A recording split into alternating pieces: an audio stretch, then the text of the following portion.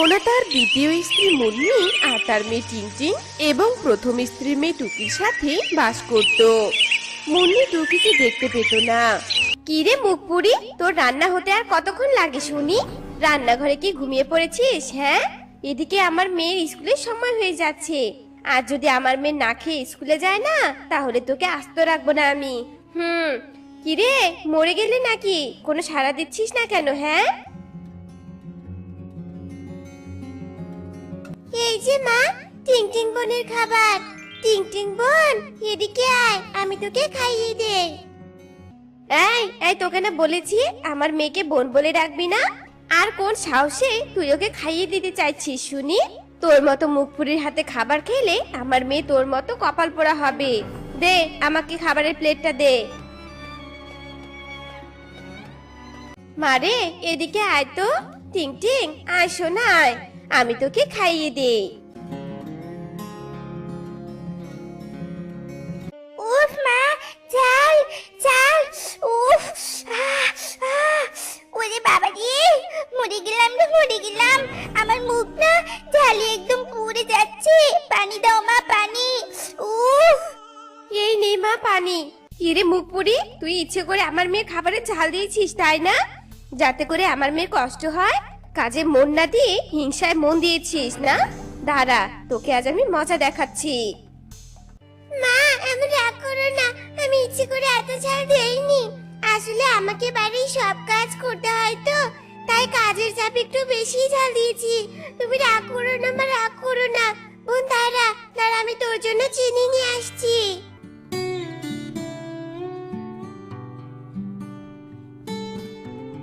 এই নে বোন, ধর ধর চিনি খা, দেখবি নিমিষেই তোর ঝাল কমে গেছে। জুতা মেরে গুরুদান করতে এসেছিস এখন? একই তো আমার মেয়েটা ঝালে মরছে, তার উপর বেশি বেশি কথা, তাই না?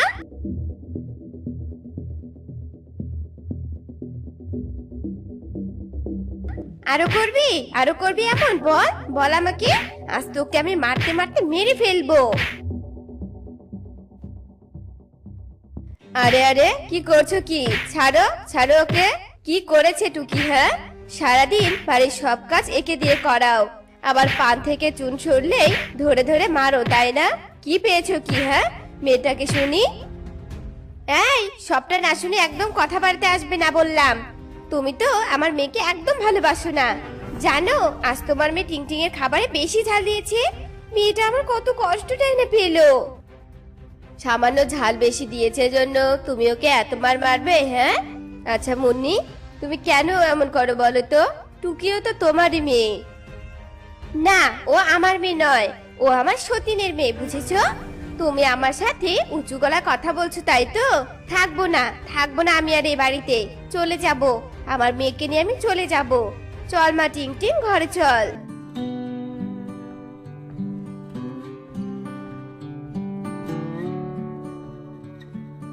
টুকি মা, আর কাঁদিস না মা। তোর এই দুঃখ আর বেশি দিন থাকবে না রে সোনা। আমি তোকে এই দুঃখ থেকে মুক্ত পাওয়ার পথ করে দিব। যা মা, রান্নাঘরে কিছু খেয়ে নে তো। টুকি চোখ মুছতে মুছতে রান্নাঘরে যায়। এভাবেই বেশ কিছুদিন কেটে যায়। একদিন টোনা ভীষণ মন খারাপ করে বাড়িতে ফিরে আসে।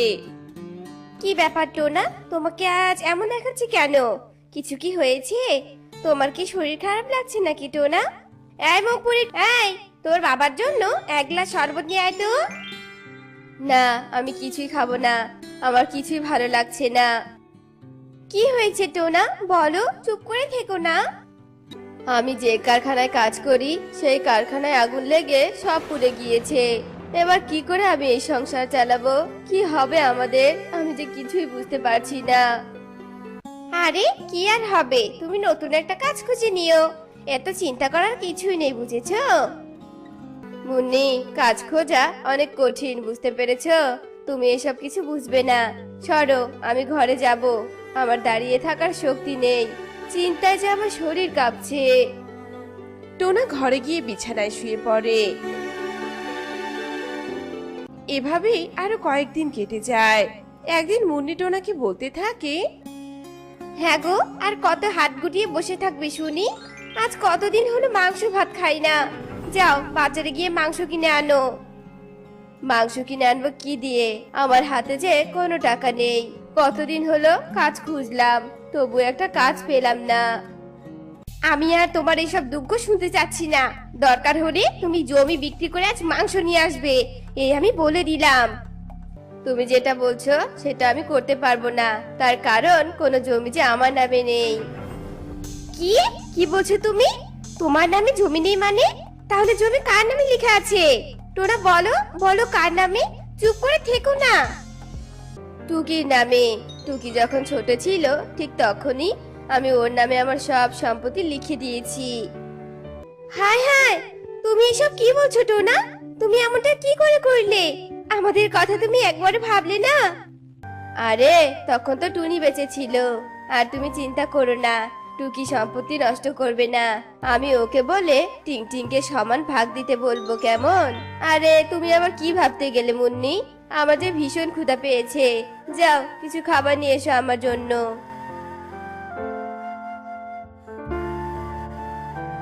এরপর মুন্নি টোনাকে খাবার দিয়ে ঘরে চলে যায় আর মনে মনে বলতে থাকে, না না, আমি এটা কিছুতেই হতে দিতে পারি না।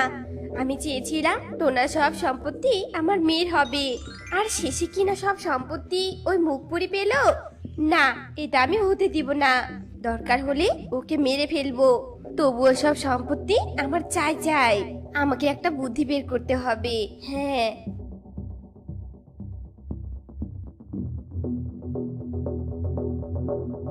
পেয়েছি পেয়েছি বুদ্ধি। আমি বিষ খাইয়ে আমি ওকে মেরে ফেলবো, আর টোনা কিছুই বুঝতে পারবে না। আর সব সম্পত্তির মালিক আমি আর আমার মেয়ে হব। যাই যাই, বাজার থেকে বিষ কিনে নিয়ে আসি।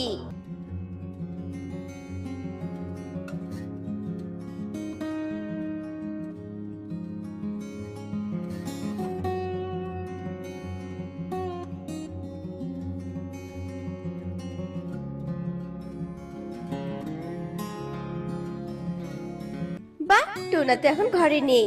এই সুযোগে এই বিষ পানিতে মিশিয়ে টুকিকে খাবো, আর বিষ মেশানো পানি খেয়ে টুকি মারা যাবে। টোনা, কি ভেবেছো তুমি ওর নামে সব সম্পত্তি দিলেই আমি ওকে ছেড়ে দিব? কখনো না। আজ টুকির শেষ দিন।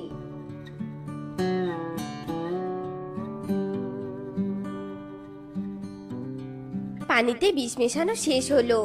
বিষ মেশানো পানির গ্লাসটা এখানেই থাক। টুকি খেলতে গিয়েছে, যাই ওকে ডেকে নিয়ে আসি আমি। মুন্নি যেই না টুকিকে ডাকতে বাহিরে যায়,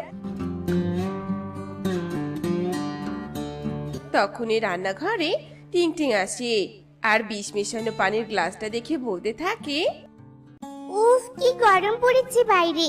এই গ্লাসে মা মনে হয় আমার জন্য শরবত বানিয়েছে। তাড়াতাড়ি খেয়ে আবার খেলতে যাব।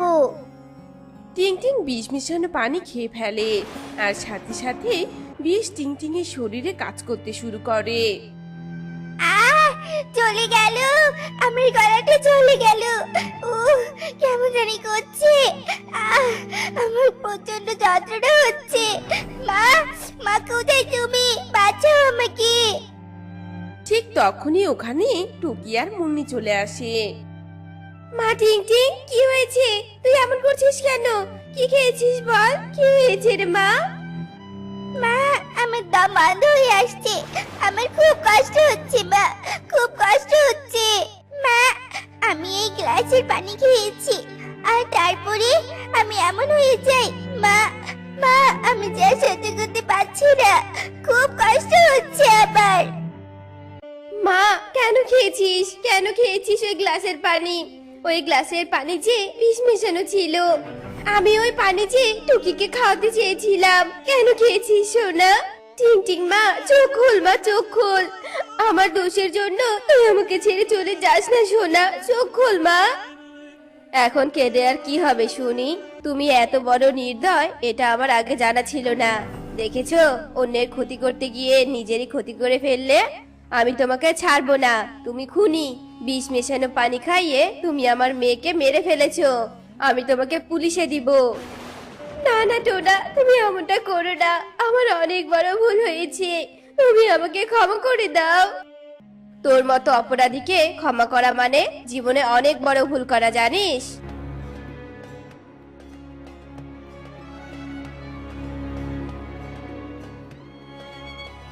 টুকি মা, আজ থেকে কেউ আর তোর উপর অত্যাচার করবে না রে মা। এরপর থেকে ওরা বাবা আর মেয়ে অনেক সুখে দিন কাটাতে থাকে। তো বন্ধুরা, আমাদের আজকের এই গল্পটি তোমাদের কাছে কেমন লেগেছে তা কমেন্টে জানাতে ভুলো না কিন্তু।